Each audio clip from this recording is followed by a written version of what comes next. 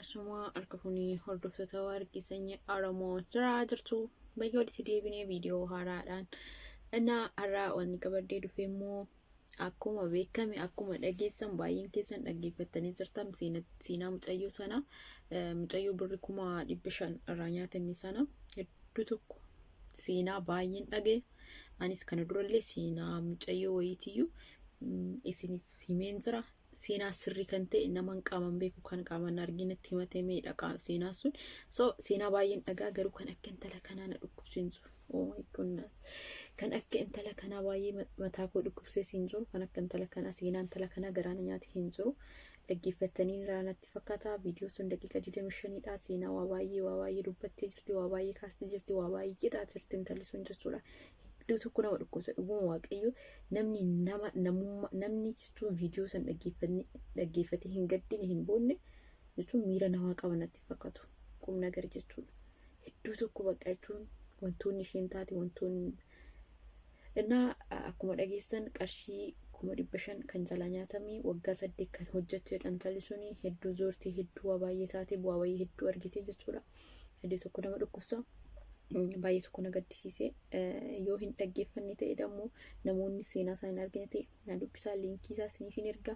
Akkasuma immoo intalittii namoonni gargaaruu barbaadan baankii akkaawuntii ishee quxurii ishee koomintii jalatti mucaan waa'ee seenaa kanaa gadi kaasee barreessee jira. Gargaaraa bira dhaabbaddaa jajjabeessaa jechuudha. Bilbilli ishee lachuu jira dawwaltaniif jechuudha. An akka nama tokkotti hin gargaaraan bira nan dhaabbadha jechuudha. Sababni isaa dubartii waan taateef obboleettii kooti. Dubartiin anaaf harmeedha. Waa hedduudha waan taateef jechuudha. Obboleettii kooti, harmee kooti, adaadaa kooti. Anaaf dubartii waa hedduudha. Dhugaa miidhama dubartii irra ga'u malee maaltu na dhukkubsaana. Dhugaa rabbi. Ani shamarran takka yoo miidhamte an wanatti fakkaatan miirra natti dhaga'u dubbachuudhaaf baay'ee ulfaata. Annaa maal jechuu barbaadanii har'as garuu haasaa kodhuun wanna toon deebi'e har'as jechuudha. Wantoonni akkanaa kun jiraachuutu baay'ee na dhukkubsaan. Har'as wanti kun haaraa miti bara. Yeroo baay'ee qarshii shamarranii nyaatame baay'ee dhageenya. Garuu wanti kun haaraa miti. Namni hin baratu, hin dhagahu, kan miidhamerraa namni barumsa fudhatu. Akkamitti har'as bara baraan kanuma haasuuf nutiyyu. Dhugaa. Ani yeroo tokko maaliin jedha beektani shamarreen takka yeroo isheen baate qarshii kunyatan maal jettee himattu fa'a niin aaraan seenaa baay'eetu na bira jira. Dubbachuu wanti na aarsu maali dursa ofii keetti kennitee seenuma kana iyyuu naasa'u hin jedha bakka. Nama seenaa ofii natti himatee jala dhagee callisuu jira. Sababni isaa ati dura maatti kennitee innis dabaddabee humnaan sirraa fudhannee fa'aa gaafa jedhutu jira. Garuu nuti shamarran gaafa jaalala keessa jirru gowwaadha. Gowwaa beektanii gowwaa yema carraa jillan bakka shamarran jechuudha gaafa jaalala keessa jirtu waan gootus waan dhiistus hin beektu yeroo sanatti jaalala malee wanni isheetti mul'atu hin jiru. Shamarree irra ilaaluuf jechuudha. Innaa hedduu tokko wantoonni akkanaa kun ammas jiraatee na aarsa wantoonni akkanaa kun ammas jiraachuun isaa qarshii shamarran nyaatamuun ishee ammas jiraachuun isaa na aarsa. Please ani wanni jechuu barbaadu ammas shamarran jechuudha of eeggadhaa. Even maatii keessanitti hin ergina. Nama meeqa shamarran meeqa gaafa biyya galanii qarshii maatii isaanitti erganii sumuni deemtu dhabanii ganaa gad deebi'anii hojjettuu manaa biyyumatti jechuudha. Hojjettuu manaa ta'anii maal ta'anii jiran jechuudha. Leesh maaliif kun ta'a? Waggaa meeqa guutuu biyya namaa hojjettee ganaa gad deebitee ammas yoonnaa jettu baay'ee ulfaata. Maatii qarshii of biratti qabachuu dandeessaa. Karaa biraatiin ammoo baankii internet jira. Asumaan jechuudha namoota baankii fakkeenyaaf yeroo baay'ee hiriyoota baankii keessa hojjetan nan qaba hojii faana haasaa haaluma asteechee baankii buukii baafattee dhuunfaa keetii irratti namni tokko fuudhuu hin dandeenye galchuu dandeessu faatu jira. Waa baay'ee jira. Otoo kun jiru yeroo ammaa kanatti teekinooloojiin guddatee jira. Yeroo kanatti nyaatamu jechuun yeroo barri koo biyya keenyatu gabrummaa keessa jira koo malee sammuu kee yoo bilisoomsite ati bakka jechuun intini hojjetti koo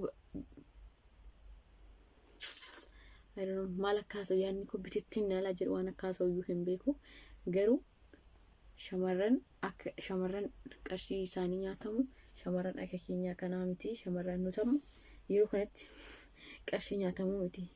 Just namni sobeetu jaalala sobaatiin nuti dhiyaatu hin danda'u. Sababni isaa diqqoo intiin jennee jirra. Isiniif galaa. Garuu shamarran yeroo ammaa kana qarshii nyaatamaa jira. Shamarran akkuma baadiyyaadhaa bahanii akkuma biyya isaaniitiin bahanii homaa hin beekne xiqquma haala feesbuukii naamna kanallee fayyadamnee hoduu bakka wantoota adda addaa hin dhageenye ganaa stiil bilbila fayyadamuu hin jammarreedha. Akka shamarran akkasiiti kan qarshii isaanii nyaatamu natti fakkaata garuu waan jechuudha. Namni akka keenya oduu waan hedduu dhagahu akkatti dhiiratti qarshii kennuutu na dhiba kaa. Akkatti dhiira qarshii isa gaafatuyyuu isaan gaafatuyyuu wajjin haasantuyyuu gaaffii natti ta'e kaa. Innaa baay'ee ulfaata. Innaa waanuma hundaafiyyuu maaliin jechuu barbaada? Of eeggadhaa. Hundumti keetiyyuu shamarreen of eeggadhu. Baragaraatti illee dhiirri tokko yoo sitti dhiyaate bu'aadhaaf jedhee yoo sitti dhiyaate waan inni qabu illee hin beektu. Akkuma fayyoon gaaf tokko jettee seexana jechuun fasii inni qabu hin beektu. Waanuma inni si tasaasesseenii itti seentee qarshii waan sana raawwattu waan inni jedhu godhu sana gootu hin beektu jechuudha. Maal akka qabu hin beektu. Isiniif galaa. Namni bu'aadhaaf sitti dhiyaate qarshii gaafuma duraa qarshii si gaafata taanaan namni kun bu'aadhaaf akkasii barbaade bare. Jireenya kee keessa nama san baasii bakka inni si nagarre gochuu dandeessa jechuudha. Nama qarshii si gaafate bilokkoota ofirra balleessuu jechuudha akka inni si nagarre. Siif gala. Innaa hedduu tokko nama gaddisiisa. Seenaa mucayyoo baay'ee waan na gaddisiiseef kan haasaa.